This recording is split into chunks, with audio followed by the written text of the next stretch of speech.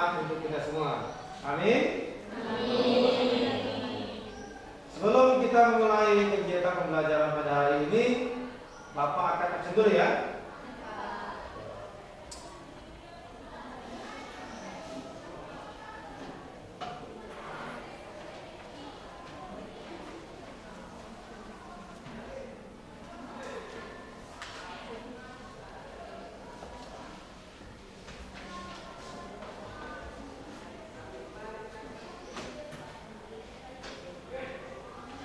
Siapa yang tidak masuk pada hari ini? Oke, apa keterangan bunga? Sakit. Oke, sakit. Keterangannya apa? Oke, terima kasih informasinya ya. Remaja, Pak. Siapa lagi dah? Remaja. Apa keterangannya? Alfa. Oke, baik. Ada lagi? Sudah cukup ya?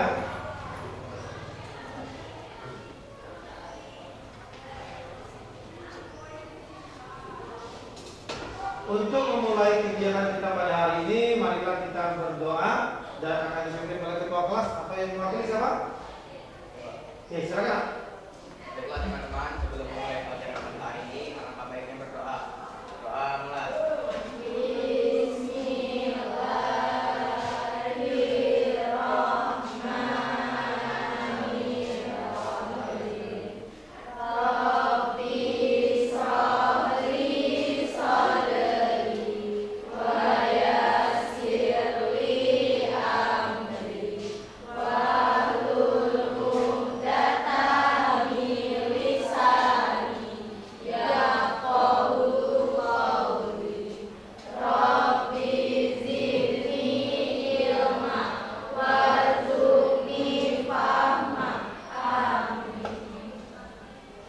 Terima kasih.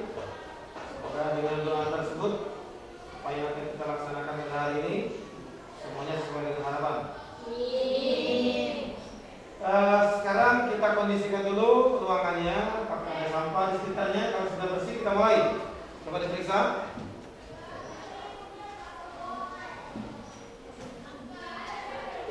Sudah bersih? Oke, lihat ya. Baiklah semuanya. Adapun tujuan pembelajaran kita pada hari ini, silakan lihat depan, adalah peserta didik dapat menganalisis berbagai teori tentang masuknya agama dan kebudayaan Islam ke Indonesia dengan benar. Kemudian akan mengevaluasi dan juga menarik kesimpulan dari berbagai data yang dikumpulkan mengenai proses masuknya agama dan kebudayaan Islam ke Indonesia secara cermat. Kemudian untuk penilaian, ada penilaian formatif. Nah, penilaian formatif ini ada dua. Yang pertama observasi, yang kedua adalah nilai produk. Observasi itu sendiri kita kaitkan dengan penilaian P5. Di sini ada 3 penilaian kita berikan. Yang pertama mandiri, yang kedua gotong royong, dan yang ketiga adalah bernalar kritis. Di sini ada rubrik penilaiannya, kriteria yang akan diambil, ya. Untuk penilaian sumatif nanti akan ada soal pilihan ganda yang akan Bapak berikan soalnya lewat Google Form, ya, yang akan kita kerjakan di akhir. Ya.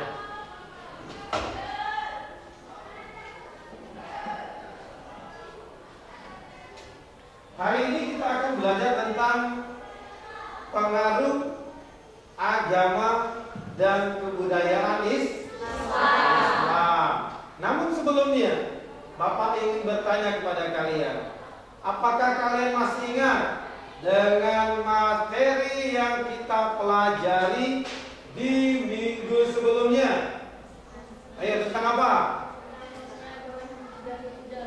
Tentang masuknya agama Hindu Buddha di Indonesia atau di Nusantara.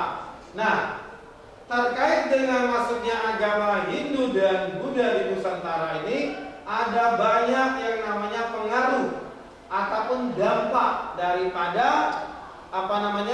pengaruh Hindu dan Buddha. Nah, salah satu dampaknya itu adalah di bidang politik. Ya, di bidang politik. Ada yang tahu apa kira-kira pengaruhnya di bidang politik? Ayo, dari kelompok berapa nih? Di kelompok satu sini ya? Di kelompok satu. Oke, silakan Tri. Pengaruhnya dalam bidang politik yaitu sistem pemerintahan sederhana yang digantikan dengan sistem pemerintahan kerajaan. Dengan perkembangannya kerajaan bercorak Hindu Buddha di Nusantara, seperti Kerajaan Kutai, Tarumanegara, Kalingga, Pajajaran, Mataram, Medang, Kediri, Singosari, Majapahit, dan lain sebagainya. Oke, luar biasa. Tepuk tangan dulu ya. Masih bagus ingatannya. Jadi pengaruhnya di bidang politik itu adalah sistem pemerintahan. Kalau pengaruhnya itu di bidang politik seperti apa yang disampaikan oleh temanmu tadi, Felika, ya, untuk agama Hindu, ya, agama Hindu dan juga Buddha di Nusantara ini, ya, di bidang politiknya itu ada banyak kerajaan-kerajaan yang bermunculan di Nusantara. Seperti apa tadi?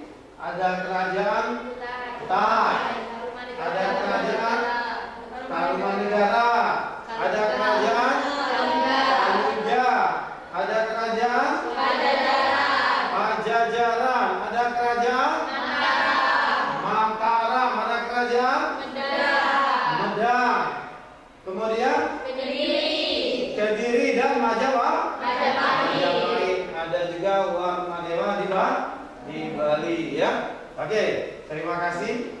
Kemudian pada hari ini kita akan mempelajari tentang teori masuknya agama dan kebudayaan Islam ke Nusantara dan juga pengaruhnya dalam aspek kehidupan masyarakat. Ya. Di sini Bapak berikan contoh gambar, ya. Contoh gambar. Nah, di dalam gambar yang ada di depan itu ada 3 gambar. Yang pertama adalah punden berunda, ya, punden berunda. Yang kedua ada Candi Borobudur. Yang ketiga ada Masjid Banten. Nah, di atas ada pertanyaan. Apakah ada kaitan materi sebelumnya dengan materi hari ini? Maksudnya seperti ini. Apakah ada kaitan antara gambar 1, 2, dan 3 ini? Ya. Apa kira-kira kaitannya? Ya, atau persamaan boleh? Persamaan. Bentuk yang bertingkat-tingkat. Bentuknya ya? Bertingkat-tingkat. Kita lihat punden berunda. Bentuknya bertingkat. Ada Candi Borobudur ya? Juga sama, bentuknya bertingkat-tingkat. Ada lagi Masjid Banten, dari atapnya kita lihat ya, bentuknya juga sama, bertingkat-tingkat. Ini artinya apa? Terjadi akulturasi budaya. Sekarang Bapak mau tanya, apakah persamaan yang ada dari 3 gambar tersebut selain dari bentuknya, apa kira-kira persamaannya? Tempat beribadah. Oke, bagus. Jadi punden berunda itu jamak batu besar, tempat masyarakatnya dulunya yang menganut animisme dan dinamisme beribadah. Ya. Juga Candi Borobudur digunakan oleh umat apa? Buddha untuk beribadah. Kemudian Masjid Banten juga tempat beribadah umat Islam. Sudah paham persamaannya? Oke, bagus. Lanjut ya. Ini ada motivasi. Dari ketiga gambar tersebut ya, tentunya menjadi motivasi untuk kita yang berada di zaman sekarang. Karena di situ terjadi sebuah perubahan, itu suatu perubahan yang terus mengalami progres ataupun kemajuan. Jadi kita sebagai siswa ya, untuk mengisi kemerdekaan ini tentunya memiliki harapan, memiliki angan-angan ataupun cita-cita agar kita tuh terus mengalami grafik atau suatu proses yang sifatnya maju ya, sehingga pembelajaran kita akan terus meningkat. Harapannya di masa depan nanti kalian akan bisa menjadi orang yang berguna. Amin. Oke, terima kasih. Lanjut ya.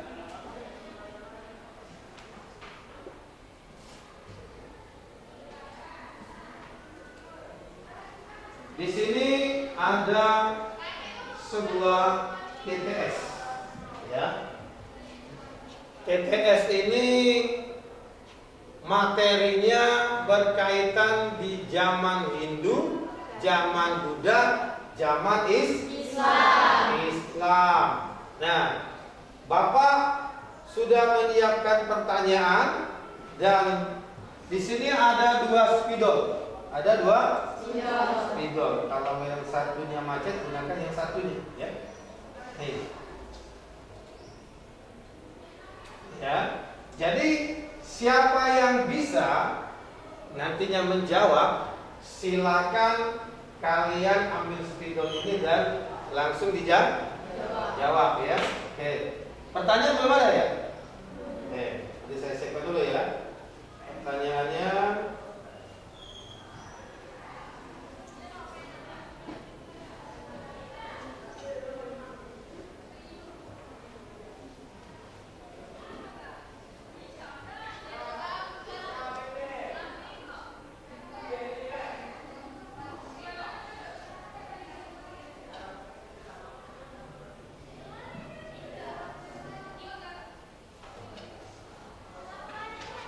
oke, sekarang untuk pertanyaan mendatar. Ya, pertanyaan mendatar itu ada di nomor berapa dong?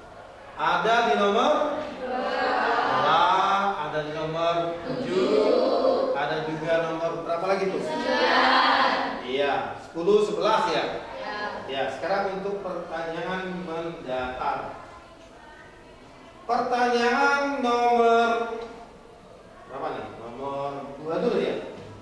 Salah satu kerajaan Islam pertama di Pulau Jawa adalah, ini di sini ada 5 kota.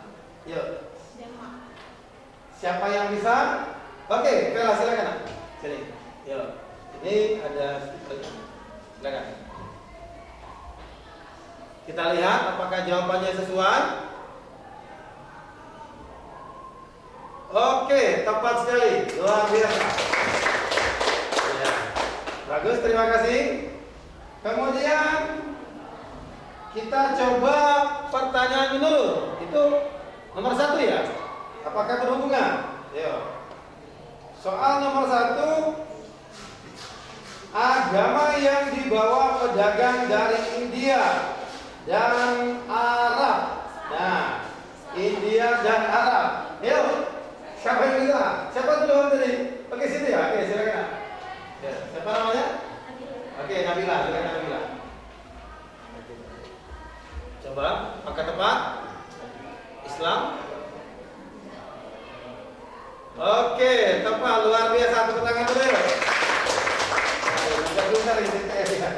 Kemudian soal yang berapa nih? Coba kita lihat 7 ya. Ini agak panjang nih.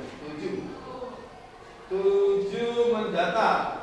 Raja kerajaan Kutai yang terkenal siapa? Oke, pilihkan dulu ya. Silakan. Nih. Ada berapa kota? Coba hitung dulu.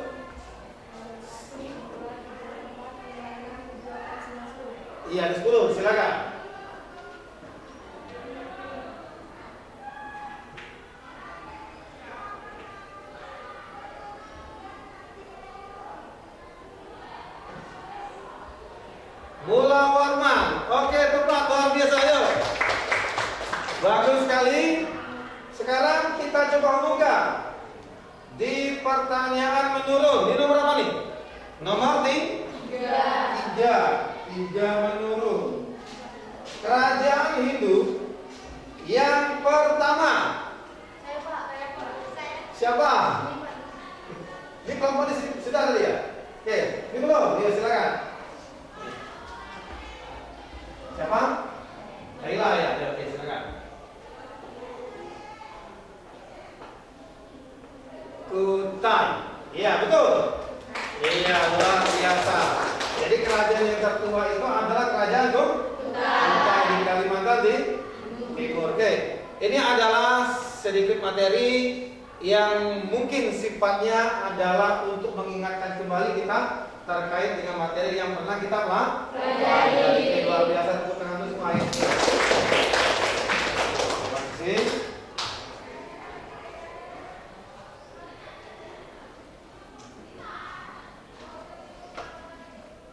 Di sini ada peta yang sudah Bapak siapkan, ya. Yang ada di depan bisa Anda lihat baik-baik, perhatikan. Di situ adalah peta jalur masuk dan berkembangnya budaya Islam di Indonesia. Jadi yang warna merah itu, ya, yang warna merah itu adalah jalur, ya, jalur masuknya agama Islam di pulau-pulau Nusantara, ya. Ada Pulau Jawa, ya, luar biasa banyak sekali di sini. Kemudian Sumatera, ada apa lagi nak? Pulau apa lagi tuh? Ada Jawa, Kalimantan ada, Sulawesi yang paling timur apa tuh? Kepulauan Maluku. Oke, jadi penyebaran Islam itu dari Pulau Sumatera sampai Pulau Maluku. Hampir seluruh kepulauan Indonesia kecuali di sini adalah Papua. Ya. Dari peta tersebut maka muncul pertanyaan. Nah, di situ ya. Bagaimana kronologis masuknya pengaruh Islam di Nusantara? Yuk, silakan. Ada yang ingin menjawab? Oke, silakan. Siapa namanya? Dia. Oke, silakan dia. Cara masuknya Islam ke Indonesia adalah melalui jalur perdagangan, pengembangan pendidikan dan akulturasi budaya. Oke, luar biasa. Jadi dari perdagangan, perkawinan atau pernikahan, kemudian pendidikan dan akulturasi budaya. Jadi penyebaran Islam itu ada banyak jalan dan cara. Oke. Kemudian, apakah Anda bisa memberikan bukti-bukti terkait dengan masuknya agama Islam di Nusantara? Yuk. Saya, Pak. Oke, silakan. Siapa namanya, Lu? Lucy, silakan. 1. Batu nisan Fatimah. Inci Maimun. Din dan Herat Grasi berangkat tahun 475 Hijriah. 2. Makam Sultan Malik Soleh yang meninggal pada bulan Ramadan tahun 676 Hijriah atau tahun 1297 Masehi. 3. Komplek makam Teralaya di Terawalan Mojokerto berangkat tahun 1300-an sampai dengan 1600-an. Oke, luar biasa. Jadi ada beberapa bukti tadi yang disampaikan oleh teman. Semuanya berupa makam. Salah satunya adalah makamnya Sultan Malik Al-Saleh. Ini adalah makamnya Sultan Samudra Pasai yang meninggal di nisannya itu tahun 1297 Masehi. Pakai tepuk tangan tulusir.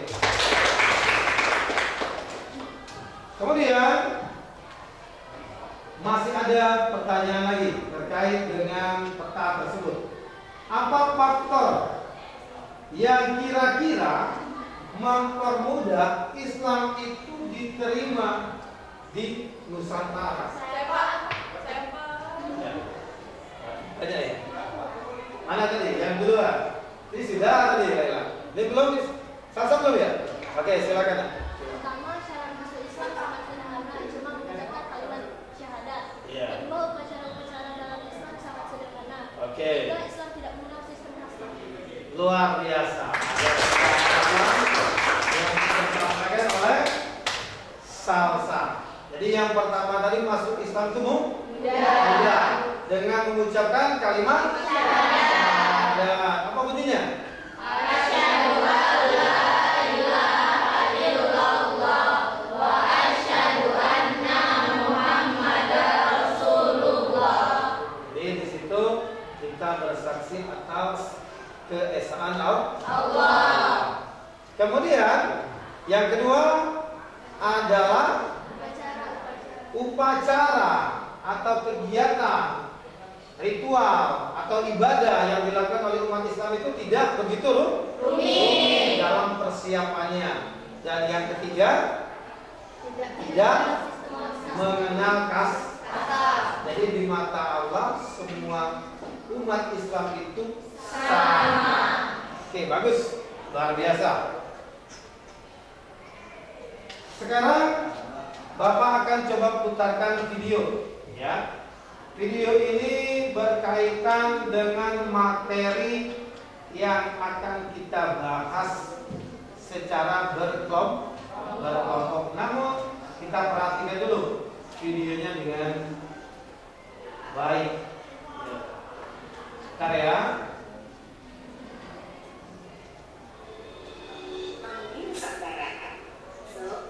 Setelah mengalami masa kejayaan, saatnya telah berada di tahun ajaran Islam baru banyak dan sebutan bagi tentang raja berganti akan membahas tentang teori masuknya agama Islam ke Nusantara.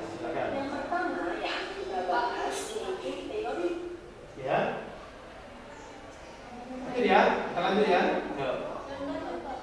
Oh, gambarnya ya? Oke, mohon maaf. Lupa ya. Ya. Gambarnya belum tampil ya. Oke. Silakan perhatikan baik-baik ya. Teori ujaran ini didukung oleh Snow Brunner, W.F. Sutherland, dan B.H.M. Fletcher. Teori ini menjelaskan bahwa Islam masuk ke Nusantara pada abad ke-13 dibawa oleh para pedagang dari ujaran India. Adapun bukti pendukung adanya teori ujaran ini antara lain yang pertama yaitu penemuan batu nisan Sultan Malik Al-Saleh atau Sultan Samudra Pasai yang bercorak ujaran atau India. Yang kedua, tulisan Marco Polo, pedagang dari Venesia, yang menyatakan pernah singgah di Perawak atau Karawang tahun 1292 dan mendapati banyak penduduk yang beragama Islam serta adanya peran pedagang India dalam penyebaran agama tersebut. Teori yang selanjutnya yaitu teori Mekah.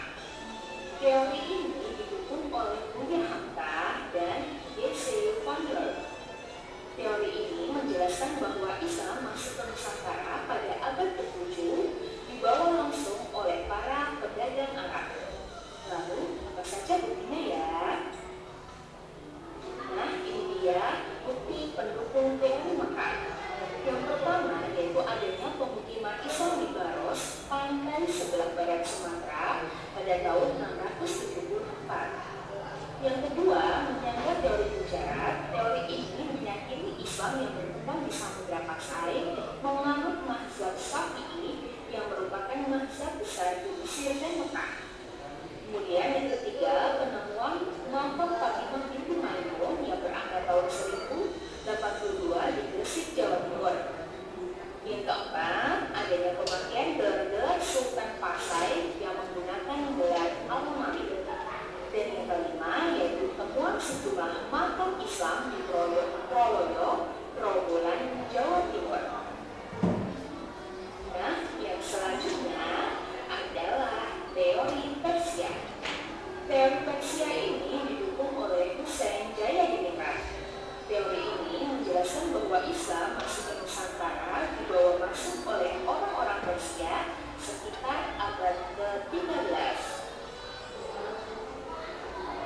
Adapun bukti pendukung adanya teori tersia ini yaitu yang pertama, adanya upacara tabor atau tabuik, yaitu upacara untuk memperingati meninggalnya Husain bin Ali, cucu Nabi Muhammad, setiap tanggal 10 Muharram atau 1 Asyura. Kemudian adanya kesamaan antara ajaran Sufi yang dianut Syekh Siti Jenar dan Sufi Iran yang beraliran Al-Hajjah. Nah, itu tadi anak-anak materi tentang teori-teori masuknya Islam yang ada di Indonesia. Terima kasih. Oke, dari video tersebut kita sudah sama-sama mengamati dan juga sama-sama mendengarkan terkait teori masuknya agama Islam di Nusantara. Ada berapa teori tadi? 4. Teori apa saja? Teori budaya, teori Mekah, teori Persia, teori Cina. Teori Cina dibahas tadi? Tidak. Oh, belum dibahas ya? Oke. Teori Cina belum dibahas. Mungkin untuk yang teori Cina akan kita berikan informasi sumbernya itu dari media lain, mungkin dari e-book nanti ya. Oke. Kita lanjut. Untuk berikutnya adalah kita akan bagi kelompok. Sudah kelompok ya? Oke, kelompok sudah dibagi. Nah, kelompok yang sudah dibagi sesuai dengan yang telah Bapak kirim di WA, ini semuanya berjumlah 4 kelompok. Nah, jadi 4 kelompok ini bertugas nanti adalah untuk menjawab pertanyaan-pertanyaan yang ada di LKPD yang akan Bapak siapkan.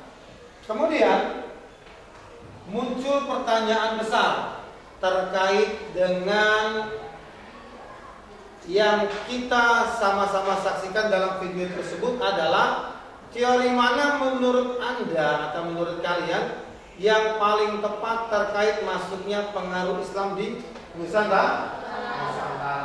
Ini dari beberapa teori tersebut, menurut kalian yang paling tepat itu adalah teori apa? Ya? Sekarang dari kelompok 1 ya, kelompok 1. Kira-kira menurutmu teori mana yang paling tepat?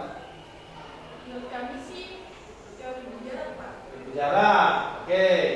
Kalau menurut kelompok 2? Menurut kelompok 2 teori Mekah. Teori Mekah. Menurut kelompok 4? Teori Cina. Teori Cina. Berarti kalau kalian sama atau beda? Beda apa? Teori Persia. Teori Persia. Apa kalian sudah punya alasannya? Sudah punya alasan?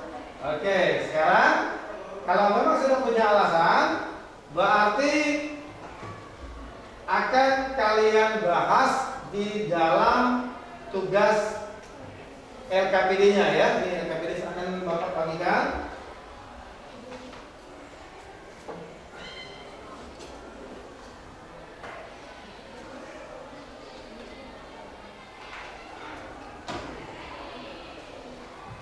Ini ya. Ini kelompok 1 ya. 1. Ini kelompok 2.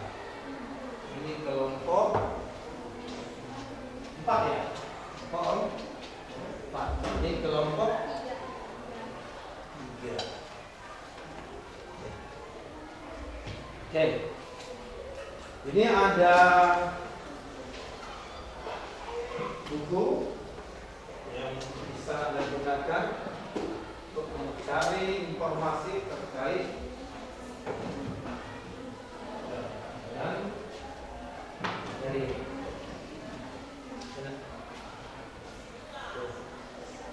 ya sama-sama.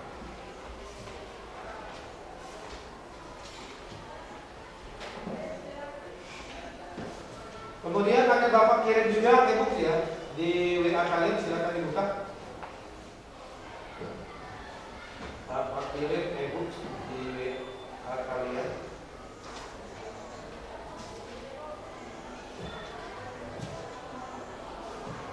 namanya materi bacaan. Sudah masuk? Sudah masuk belum? Sudah ya. Materi bacaan silakan dibuka di situ.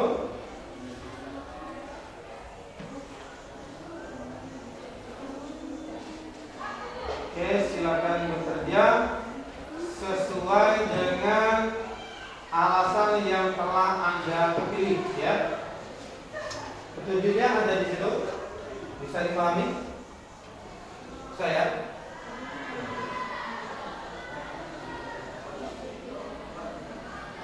Petunjuknya sudah dipilih ya. Pahami?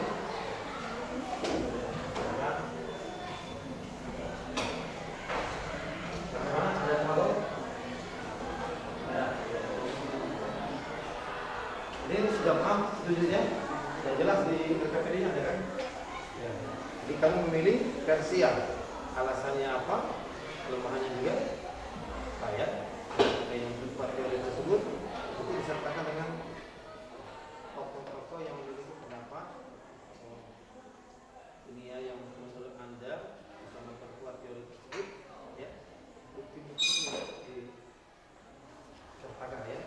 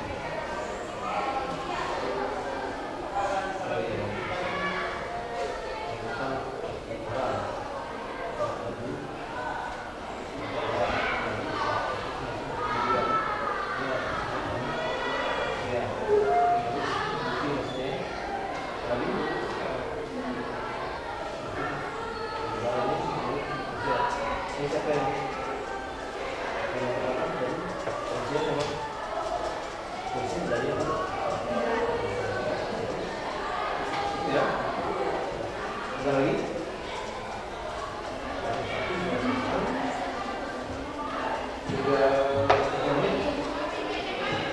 Siap. Ya. Bagaimana? Sudah siap ya? Ya.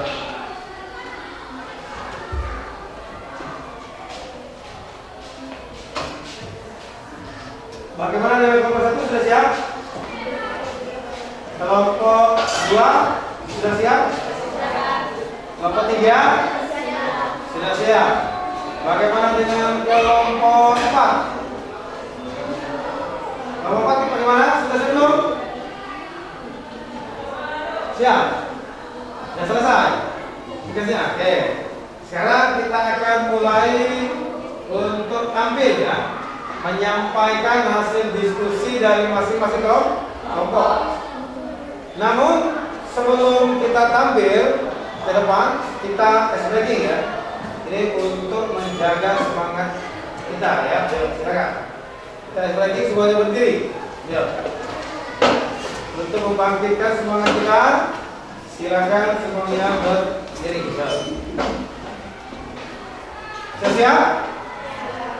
Instruksinya dari Bapak mau diperhatikan. Apabila Bapak bilang pagi, berarti Anda tepuk tangannya sekarang? Pagi. Kalau Bapak bilang siang, berarti tepuk tangannya? 2 kali. Kalau malam? 3 kali. Oh, setengah ya. Kalau malam setengah ya. Oke. Ini untuk menjaga dan meningkatkan konsentrasi kita. Saya mulai. Oke. Pagi. Iya, terus siang, malam. Iya, ada ya. Udah kan? Oke. Kita ulang lagi. Pagi, malam. Kalau malam setengah. Iya, ada ya. Belum konsen ini. Saya ulang lagi ya. Siang. Bagus. Pagi. Siang. Pagi. Malam. Iya, bagus. Luar biasa. Semuanya sudah bisa berkonsentrasi dengan baik. Silakan duduk kembali dan kita akan mulai dari kelompok 1. Kelompok 1 ini orang nih, orang 6 ya. Yang ada masuk 2. Yang ada masuk 2 orang. Jadi yang akan maju nih semuanya atau perwakilan? Perwakilan 3 orang. Ya, silakan. Ya, sama-sama kita berikan semangat dulu untuk mereka. Benar.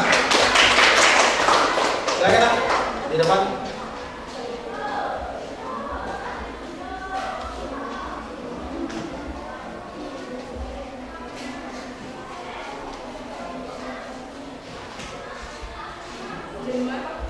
Silakan.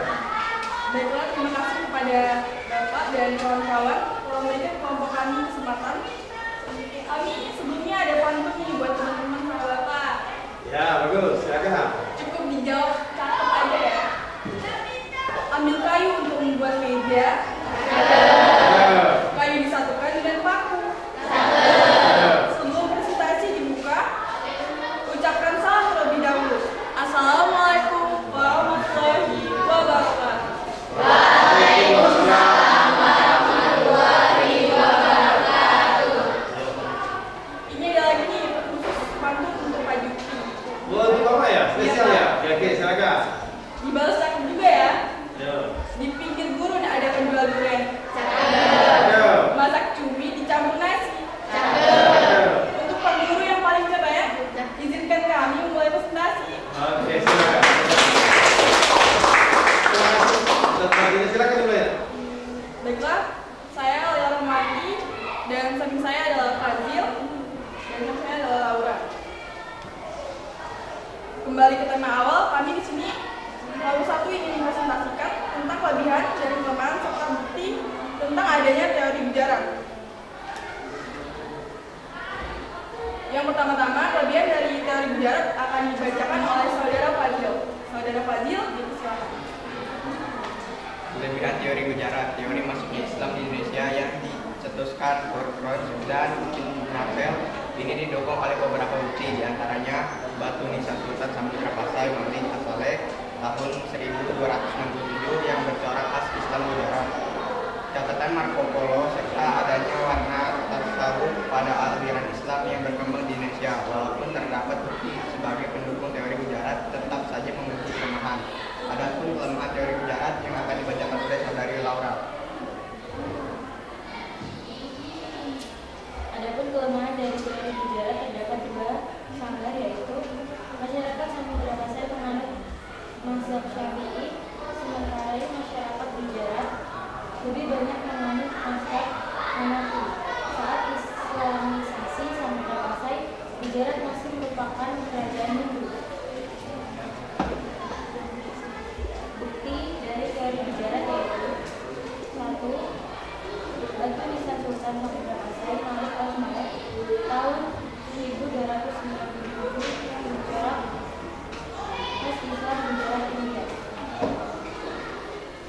Adapun bukti dari teori mujarab yaitu: pertama, batu nisan Sultan Samudra Pasai Malik As-Saleh tahun 1297 yang bercorak khas Islam mujarab India. 2. Catatan Marco Polo tahun 1992 yang menyatakan bahwa di Perak sudah banyak penduduk yang memeluk agama Islam dan banyak pedagang Islam dari India. 3. Serta adanya warna tasawuf pada aliran Islam yang berkembang di Indonesia. Baiklah, dapat disimpulkan bahwasanya dari teori mujarab ini terdapat bukti-bukti seperti batu nisan, catatan Marco Polo, serta adanya warna tasawuf. Dari presentasi ini, apakah ada kalian yang ingin ditanyakan? Oke, silakan untuk yang lain, siswa yang lainnya untuk bisa memberikan pertanyaan. Silakan untuk menyampaikan pertanyaan. Dari berapa nih? 4. Gimana silakan? Ini dari kelompok 4 ingin bertanya, apa yang menjadi dasar bukti teori mujarab? Baiklah, dari kelompok 4 saya simpan dulu pertanyaannya. Ada lagi yang ingin bertanya? Udah dicatat? Iya. Pertanyaan dicatat dulu. Berapa pertanyaan? Cukup 2.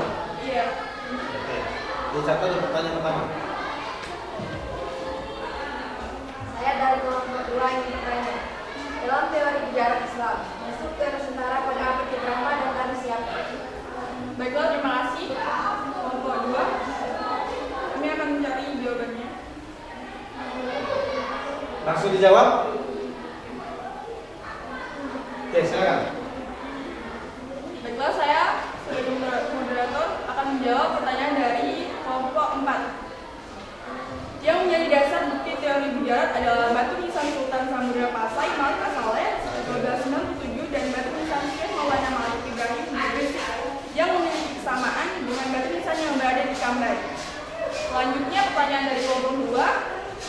Dalam teori ini diceritakan Islam masuk ke Nusantara pada abad ke-13 Masehi dari pedagang India Muslim. Baiklah, jika tidak ada lagi, saya akan tutup. Nah, dulu. Jadi sudah bisa diterima belum jawabannya? Sudah, bisa dipahami? Bagaimana di kelompok 4? Bisa dipahami? Oke. Ya, silakan ditutup kalau tidak ada lagi pertanyaan. Oke, baiklah, saya tutup presentasi pada hari ini. Maaf jika presentasi kurang sempurna, karena yang sempurna hanyalah kita yang sempurna bersama. Hidup sendiri tanpa kasih. Cukup sekian dan terima kasih. Oke, luar biasa. Terima kasih kelompok 1. Jadi kelompok 1 ini menjelaskan tentang teori mujarab. Siapa yang berpendapat bahwa teori mujarab itu memiliki potensi yang kuat terkait penyebaran Islam di Nusantara adalah Snop Hagrid, atau ada juga yang menyebutnya Snop Hopronye. Ini dari kebangsaan Belanda. Pendapat ini diperkuat oleh siapa? Oleh Marco Polo yang pernah berkunjung di Perlak di tahun 1292 Masehi dan menyaksikan juga bahwa di Pasai itu banyak dikunjungi pedagang-pedagang yang berasal dari Mujarab dan masyarakatnya sudah banyak beragama Islam. Oke, terima kasih untuk kelompok 1. sekarang kita langsung ke kelompok 2 ya. Sudah siap belum? Oke, silakan kita berikan semangat dulu ke kelompok 2. Siapa yang akan maju? Semuanya akan 3 orang? 3 orang, Pak. 3, oke silakan.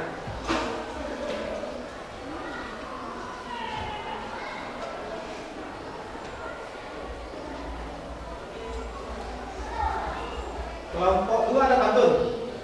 Tidak. Tidak ada pantun, ya sip. Silakan. Assalamualaikum warahmatullahi wabarakatuh. Waalaikumsalam warahmatullahi wabarakatuh. Baiklah, di sini kami perwakilan dari kelompok 2. Saya Felika Triani.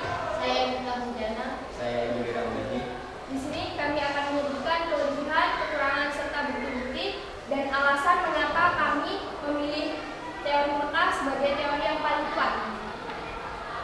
Kelebihan dari teori Mekah yaitu adanya persamaan mazhab di Arab dan di Indonesia yang memakai mazhab Syafi'i. Selain kesamaan mazhab, Hamka juga melihat bahwa gelar Raja-Raja Pasai adalah Al-Malik, bukan Syah atau Khan seperti yang terjadi di Persia dan India. Kelemahannya yaitu kekurangan fakta yang disajikan dalam teori Mekah untuk menjelaskan peranan bangsa Arab dalam proses penyebaran agama Islam di Indonesia. Bukti-bukti teori Mekah. 1. Adanya permukiman Islam di Boros, pantai sebelah barat Sumatera tahun 674. 2. Menjaga teori Gujarat. Teori ini meyakini Islam yang berkembang di Samudra Pasai menganut mazhab Syafi'i yang merupakan mazhab besar di Mesir dan Mekah. 3. Penemuan makam Fatimah binti Maimun 1082 di Gresik, Jawa Timur. 4. Pemakaian gelar-gelar Sultan Pasai menggunakan gelar Al-Malik. 5. Temuan sejumlah makam Islam di Trawulan, Jawa Timur. Baiklah, apakah ada yang ditanyakan? Mengapa menurut kalian teori Mekah tidak sependapat dengan teori Gujarat? Ada lagi yang ditanyakan?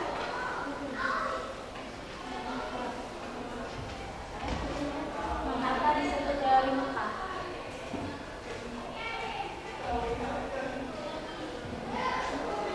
Ada lagi yang ditanya? Dari kelompok 4. Silakan namanya. Mengapa teori Mekah dianggap sebagai teori yang paling kuat, sedangkan teori tersebut juga memiliki kelemahan? Bagus pertanyaannya. Siapa namanya? Baiklah, di sini saya akan menjawab pertanyaan dari Fazil, kelompok 1. Tadi pertanyaannya, jelaskan mengapa teori Mekah tidak sependapat dengan teori Gujarat. Pendapat Crawford mengenai mazhab tersebut sejalan dengan pendapat Buddha Hamka pada teori Mekah.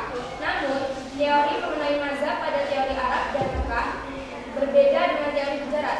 Hal ini dikarenakan Muslim di India menganut mazhab Hanafi dan berbeda dengan mazhab yang kebanyakan dianut oleh Muslim di Indonesia yaitu mazhab Syafi'i. Bagaimana Sempurna? Bisa diterima? Alasannya oke bagus.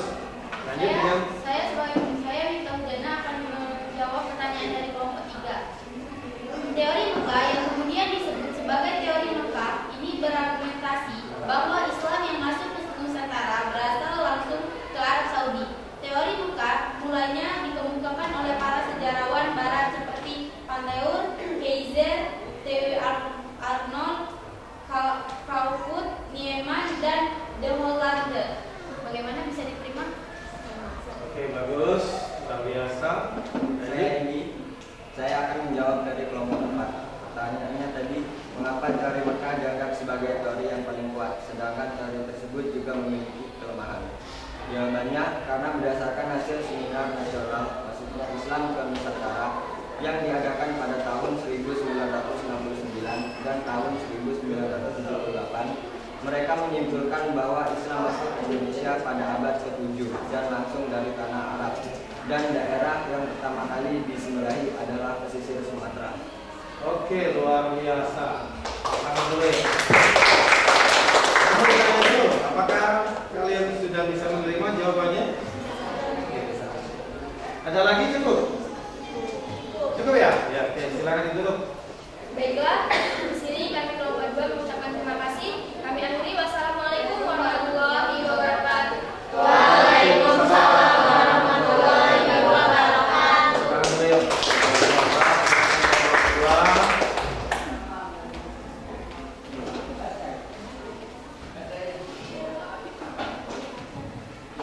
Baiklah, kita sudah sama-sama melihat penampilan dari kelompok 2 dan alhamdulillah sudah cukup bagus ya. Untuk kelompok selanjutnya masih ada 2, kelompok 3 dan 4. Kelompok berapa duluan? Kelompok 3. 3, ya silakan duluan. 3.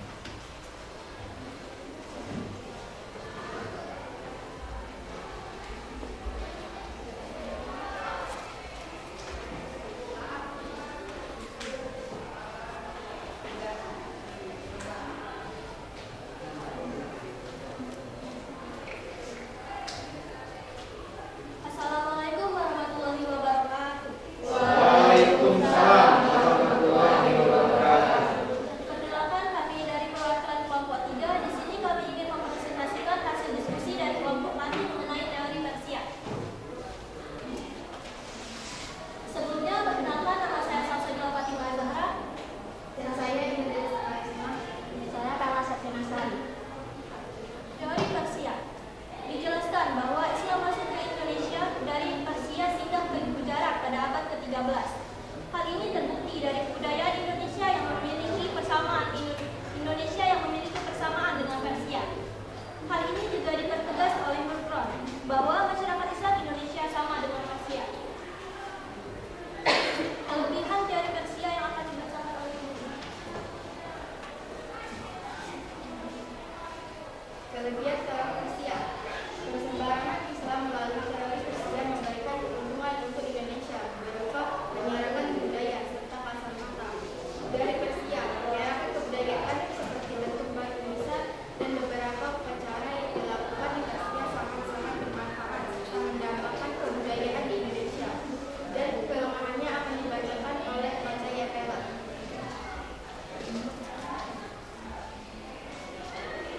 Kekurangan teori Persia. Teori Persia terbantah dengan adanya teori Mekah yang yakni lebih kuat.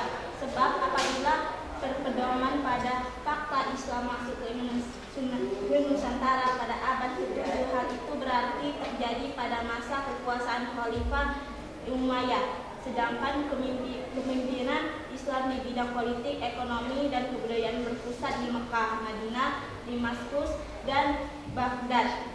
Jadi saat itu Persia belum menduduki kepemimpinan dunia Islam. Dengan alasan ini, maka teori Persia akan terbantah. Rezim Asyid, kelemahan.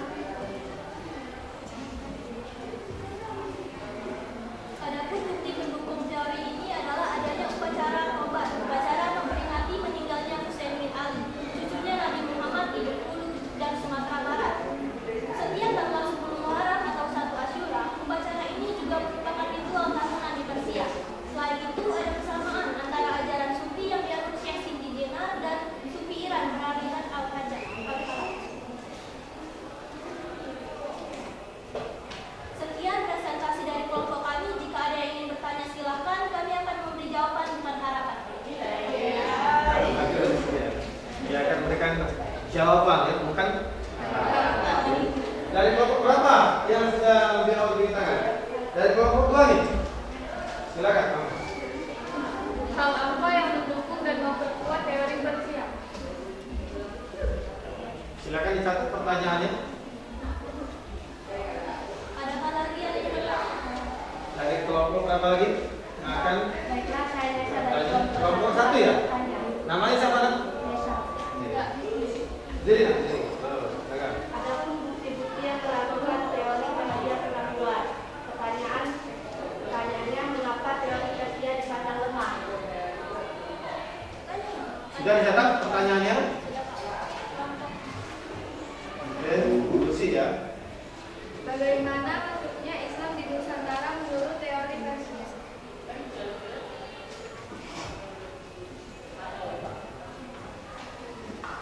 Saya akan menjawab pertanyaan dari kelompok 1. Teori Persia dipandang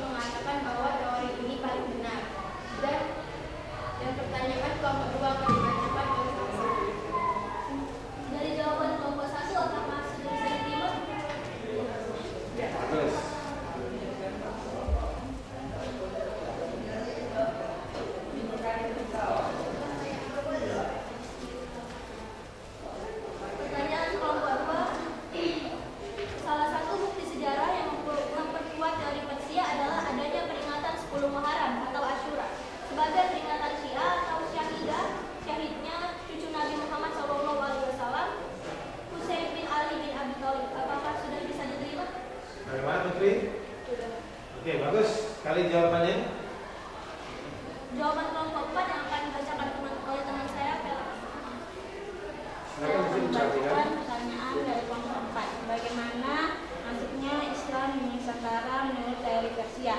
Teori Persia, agama Islam masuk ke Indonesia di antara rentang tahun 7 hingga 13 Masehi melalui pedagang yang berasal dari Persia. Agama Islam pertama kali masuk ke Nusantara di Pulau Sumatera.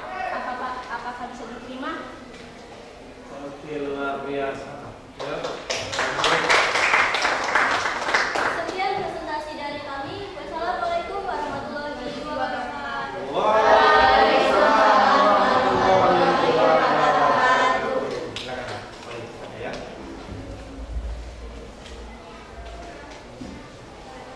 Ini penampilan dari kelompok 2 dan kelompok 3. Kelompok 1 luar biasa.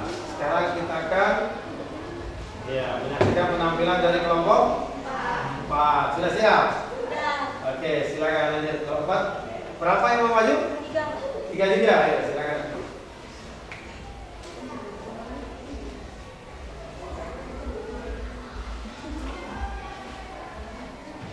Kak geser, asal sini. Assalamualaikum warahmatullahi wabarakatuh. Waalaikumsalam warahmatullahi wabarakatuh. Perkenalkan, kami perwakilan dari kelompok 4 ingin menjelaskan tentang teori Cina. Sebelum saya menjelaskan, saya ingin pantun terlebih dahulu. Biji kedondong ditanam dan disemai, harap segera tumbuh dan dapat berbuah. Waktu presentasi akan segera dimulai. Mohon para audien menyiap dengan hati. Iya, luar biasa. Terima kasih. Ada lagi bantu? Tidak ada. Sudah cukup sekali ya. Ya, silakan. Ya. Baiklah, saya akan menjelaskan tentang teori Cina. Teori Cina dikemukakan oleh Slamet Mulyana dan Sumanto Al-Qurtubi. Teori yang menyebutkan bahwa asal mula sejarah masuknya agama Islam ke Indonesia berasal dari Cina. Agama Islam berkembang di Cina pada masa dinasti Tang, tahun 618 sampai 905 Masehi. Baiklah, kelebihan dan kelemahannya akan dibacakan oleh Akshay. Kelebihan, adapun bukti yang mendukung teori Cina adalah pengaruh yang kuat budaya dan tradisi Cina pada wilayah Sumatera bagian selatan. Ini selain itu, Raja Mata pendiri kerajaan Demak adalah keturunan Yongkai dari dinasti Guyan.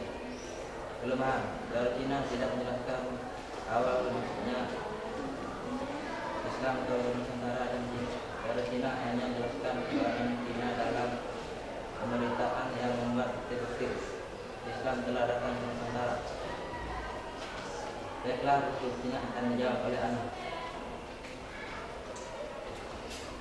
Bukti-bukti teori Cina. 1. Adanya perpindahan orang-orang Muslim Cina dari Thailand, Asia Tenggara, khususnya Palembang, abad ke-899 Masehi.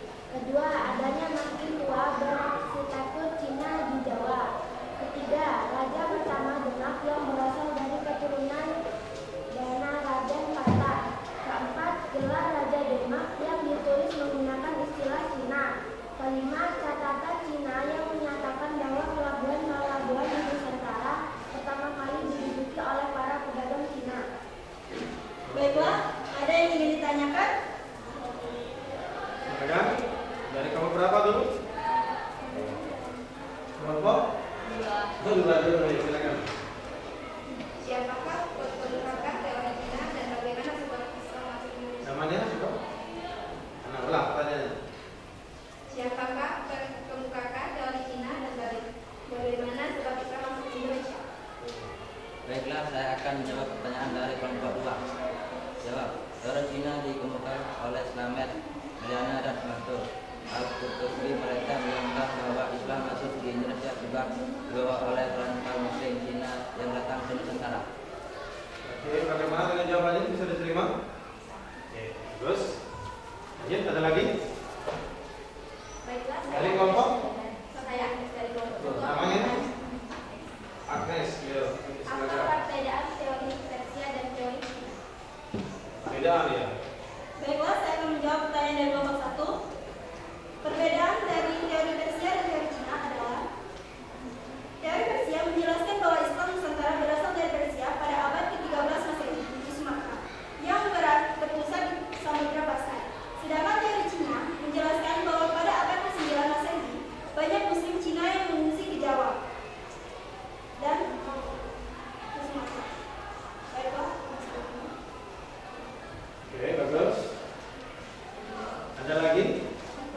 kelompok 3. 3. Silakan, namanya siapa?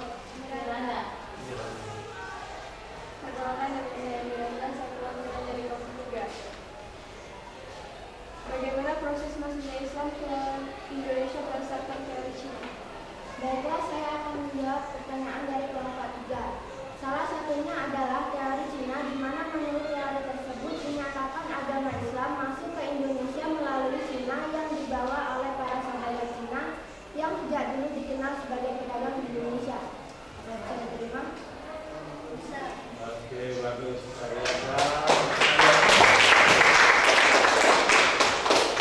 Tidak ada lagi yang akan bertanya? Cukup, silakan tutup. Jika ada kurangnya saya minta maaf, dan jika ada lebihnya tidak usah dikembalikan karena kami orangnya ikhlas. Kesekian terima kasih, cukup sekian, terima kasih. Assalamualaikum warahmatullahi wabarakatuh. Waalaikumsalam warahmatullahi wabarakatuh. Banyak pantun ya. Kelompok 1 ada pantun ya. Kelompok 4 ada pantun 3. Tepuk tangan untuk semuanya yuk. Ya, sebelum kalian mengumpulkan LKPD-nya,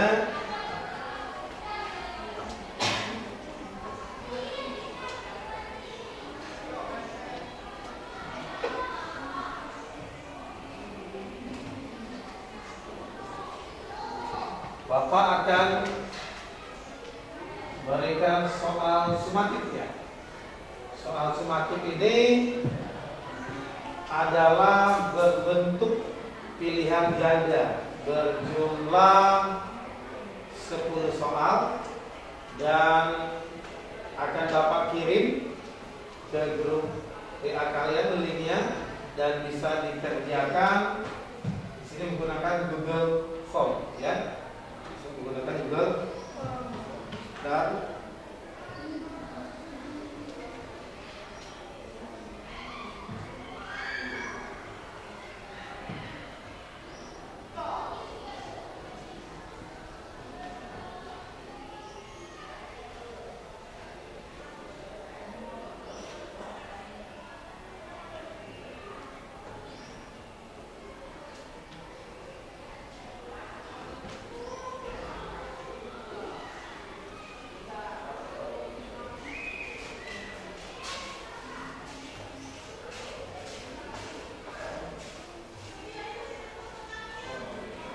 silakan di situ sudah ada soalnya, kita catat saja.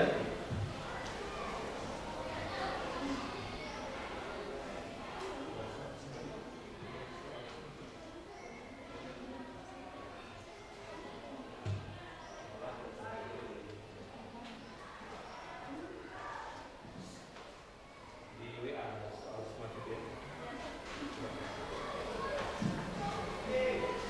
Cukup 10 menit sudah caranya? Cukup ya? Tapi ini 9:10 ya saya.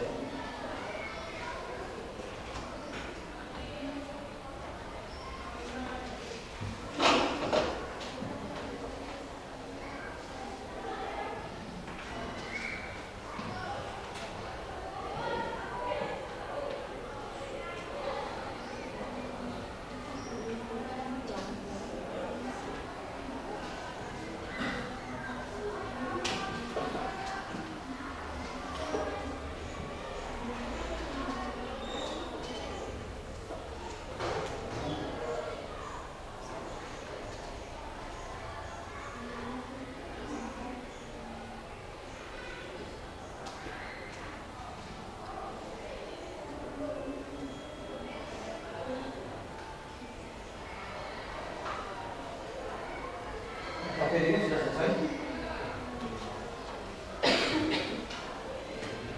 Selesai untuk ini dari kelompok 2.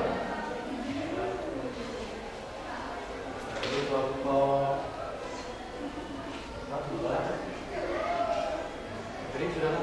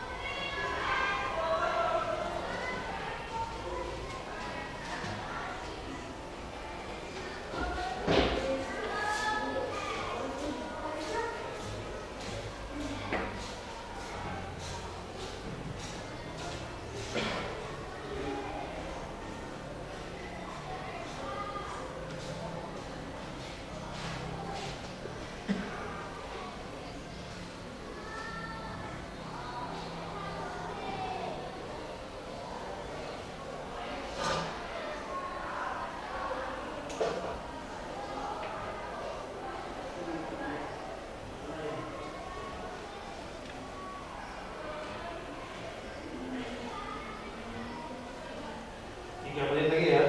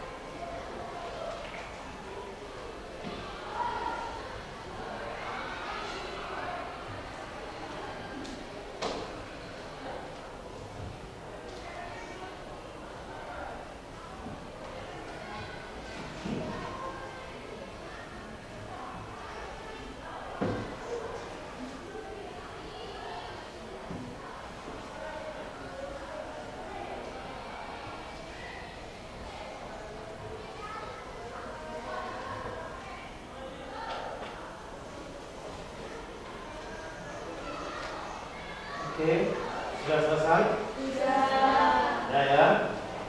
Mau dibahas? Kita bahas ya. Ada yang mau menyampaikan jawaban dari soal nomor 1? Kita baca dulu soalnya, sebentar. Dulu ya. Soal nomor 1. Siapa yang ingin menyampaikan? Dari komisi dulu ya. Oke. Baca soalnya, coba ya. Teori yang menyatakan Islam masuk di Nusantara berasal dari Gujarat didukung oleh A. Adanya tradisi upacara di Tabuk Sumatera, B. Persamaan mazhab yakni mazhab Hanafi, C. Corak tulisan Samudra Pasai Malik As-Saleh, D. Penggunaan gelar Al-Malik oleh raja-raja Islam Nusantara, E. Adanya makam Fatimah binti Maimunah. Jawabannya adalah C. Corak tulisan Sultan Samudra Pasai Malik As-Saleh. Oke, bagus, luar biasa. Tepuk tangan yuk. Jadi Sultan Malik As-Saleh ini di makamnya itu tertuliskan berangka tahun 1297, berarti sekitar abad ke-13, dan ini yang memperkuat Snokhagen ya, Snokhagen bahwasanya corak nisannya ini sama seperti yang ada di gudang ujaran. Terima kasih Laila. Siapa lagi? Untuk soal nomor 2 dari kelompok, coba dari kelompok 2. Ya, silakan. Bacakan dulu soalnya. Ya, silakan. Namanya? Ya, oke. Perhatikan data berikut. 1. Kesaksian tertulis Marco Polo dari Venesia. 2. Temuan permukiman Islam di Baros, pantai sebelah barat Sumatera. 3. Tulisan tahun meninggal di batu nisan Sultan Malik Al-Saleh, Sultan Samudra Pasai. 4. Ditemukannya makam Fatimah binti Maimun di Gresik, Jawa Timur. 5. Adanya temuan sejumlah makam Islam di Trawulan atau Majapahit, Jawa Timur menggunakan tahun Saka. 6. Pementasan upacara Tabon di Bengkulu dan Sumatera Barat. Fakta yang menunjukkan bahwa Islam masuk ke Nusantara sebelum abad ke-13 disebutkan nomor C. 2 dan 4. 2 dan 4. 2 tadi apa? 2. Temuan permukiman Islam di Baros, pantai sebelah barat Sumatera. 4. Ditemukannya makam Fatimah binti Maimun di Gresik, Jawa Timur. Oke, bagus. Tangan dulu. Nomor C. Ada yang benar? Benar semua ya tadi ya? Oke, bagus. Ada yang salah? Oh, tidak ada. Benar ya? Oke, bagus. Sekarang soal nomor 3. Dari tiga satu ya. Pernyataan berikut yang tidak tepat terkait dengan masuknya Islam di Nusantara adalah: A. Islam masuk dengan cara penaklukan. B. Islam telah masuk di Indonesia sejak abad ke-7. C. Proses penyebaran Islam berjalan secara bertahap. D. Kerajaan Majapahit berjasa menyebarluaskan Islam di tanah Jawa. E. Sebuah kerajaan Tiongkok berperan menyebarluaskan Islam dalam periode awal. Jawabannya A. Jawabannya A. Islam masuk dengan cara penaklukan. Itu jawaban yang tidak Oke, bagus. Ada yang salah jawabannya? Oh, banyak yang benar ya? Oke, berarti pintar nih. Lanjut soal nomor 4. Siapa lagi? Yang akan coba? Namanya? Oke, ya silakan. Pada awal penyebaran Islam di Indonesia, perkawinan antara pada saudagar Islam dan penduduk Nusantara ataupun putra-putri sultan dianggap mempermudah penyebaran Islam karena: A. Menantu saudagar akan diangkat menjadi duta dalam hubungan dagang dengan luar negeri. B. Calon istri dari para saudagar Islam diwajibkan menggunakan kalimat syahadat sebagai syarat Islam. C.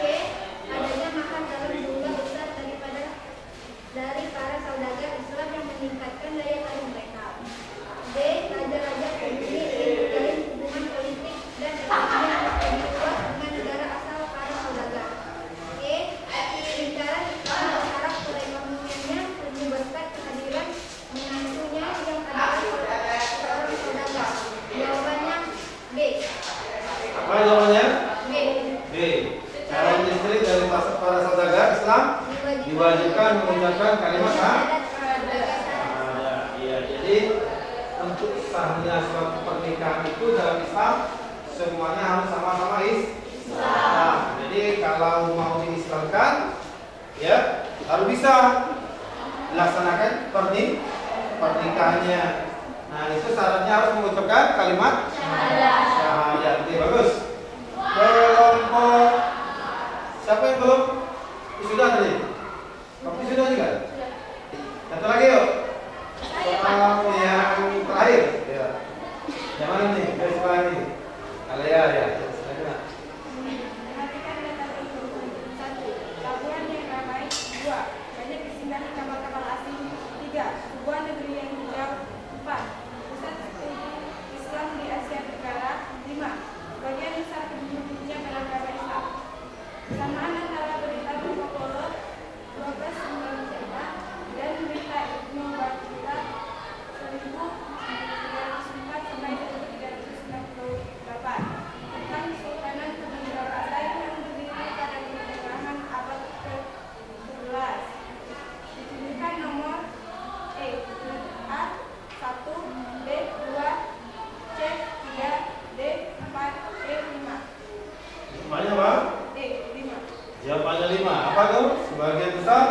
Penduduknya beragama Islam. Oke, semuanya. Apakah ada yang salah jawabannya atau benar semua? Oh, benar semua. Oke, kita lihat satu lagi. Jadi telah kita bahas ya soal sumatifnya, dan alhamdulillah sepertinya kalian sudah banyak paham ya. Oke, baiklah, kita akan menyimpulkan ya materi kita pada hari ini. Nah, untuk menyimpulkan ini bisa dari siswa ya, untuk perwakilan atau mau perwakilan seluruh kelompok dari masing-masing kelompok ya. Jadi untuk menyimpulkan materi kita pada hari ini berarti akan ada satu perwakilan kelompok. Dari kelompok berapa dulu? Kelompok 1. Ya, silakan. Apa kesimpulannya, Nak?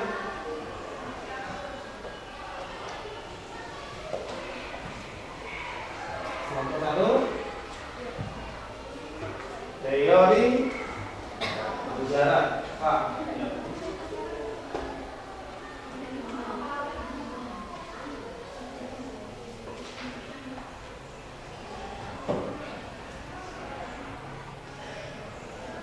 So, dari kelompok 2 dulu.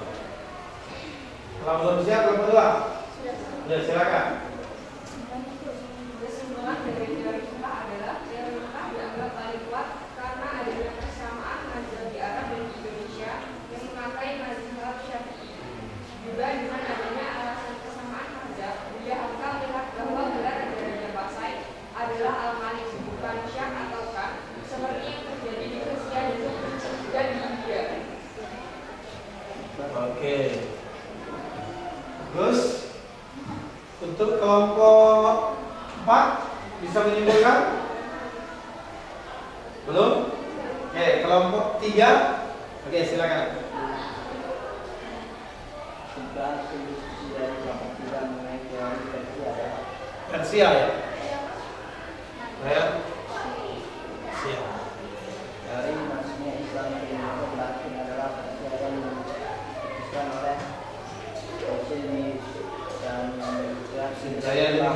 Islam masuk ke Indonesia dari Persia hingga Hindia pada abad ke-13. Hal ini terbukti dari kebudayaan Indonesia yang memiliki persamaan dengan Persia. Oke, luar biasa. Tepuk tangan yuk. Apakah ada yang ingin menambahkan? Kelompok 1, kelompok 4. Oke.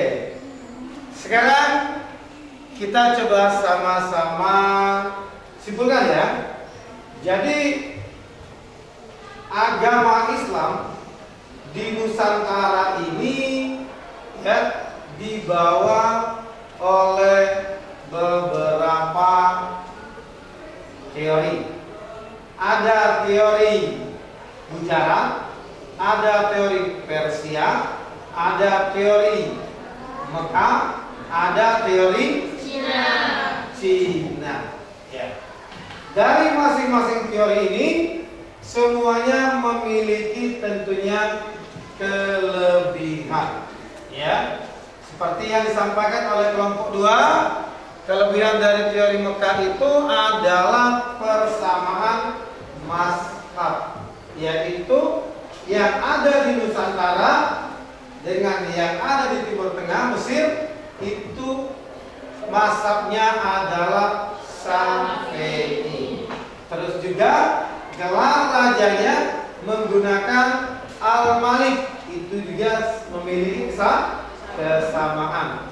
Kemudian menurut kelompok 3 ya. Menurut kelompok 3 tadi teori Persia lah ya.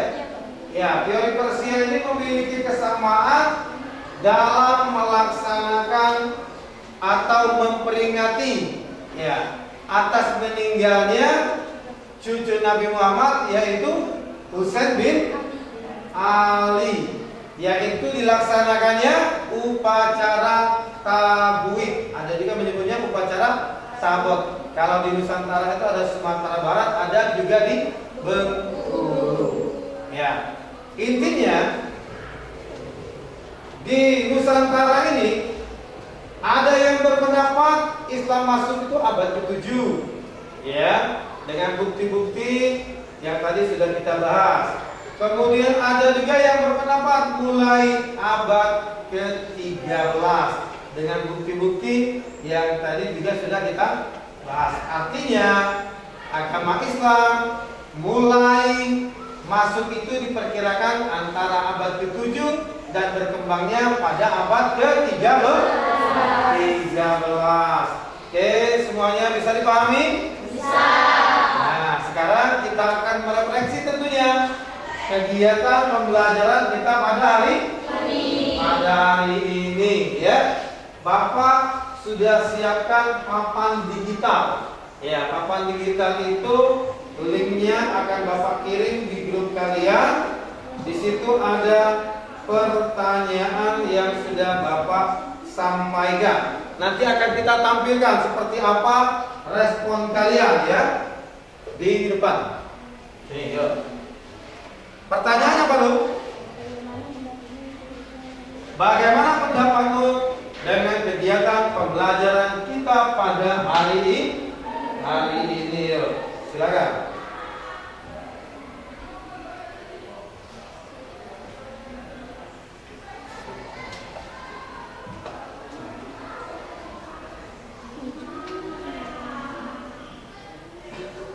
Lima menit cukup atau kurang? Cukup, ya. Ya, ini siapa yang muncul nih? Sangat menyenangkan. Boleh ditambah namanya, nak?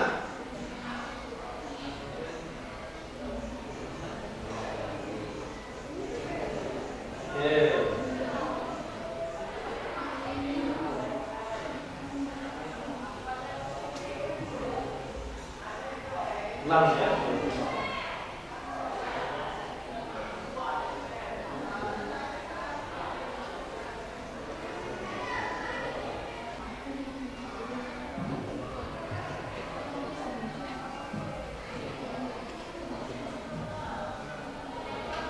Oke, terima kasih semuanya atas refleksinya, luar biasa. Jadi bisa disimpulkan semuanya bisa senang menggunakan kegiatan pembelajaran pada hari ini. Betul? Betul. Ya. Bapak akan coba menyampaikan materi yang akan kita pelajari pada pertemuan berikutnya adalah